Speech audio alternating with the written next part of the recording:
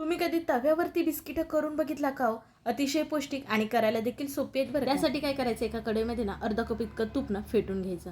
त्याच्यामध्ये पाऊण कप इतकी साखर घालून दोन्हीचा छान असा एकजीव करून घ्यायचा. जवळजवळ 3 ते 4 मिनिटं फेटून घ्यायचं. मग चाळणीमध्ये 1 कप गव्हाचं पीठ, 2 चमचे बेसनचं पीठ चाळून घ्यायचं. आता 2 चमचे रवा सुद्धा घालून चाळून घ्यायची. बिस्किट ही कोकोनट करत असल्यामुळे नाही तर नारळाचा बुरादा अर्धा कप इतका घातलेला आहे.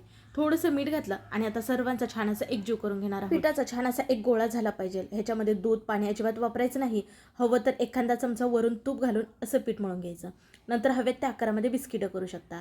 इथं मी पेड्यासारखं बिस्किट करून ना नारळाच्या बुरादामध्ये घोळून घेतलं. तर इथं एक ताट घेतलंय आणि त्याच्यामध्ये बटर पेपर घालून घेतलेला आहे. तयार होतील तशी बिस्किटं ह्या ताटामध्ये ठेवायची आणि गॅसवरती बघा अगोदरच 10 मिनिटं तवा गरम करायला ठेवला होता. त्याच्यावरती स्टँड आहे, हे ताट नेऊन ठेवायचं. झाकण ठेवून आपण 25 ते 30 मिनिटं बारीक गॅसवरती हे बिस्किटं बेक करून घेणार. पूर्ण व्हिडिओ हवा असेल तर माझ्या फोटो खाली ॲरोवरती क्लिक करून बघू शकता. गव्हाची पौष्टिक बिस्किट आपली तयार झाली.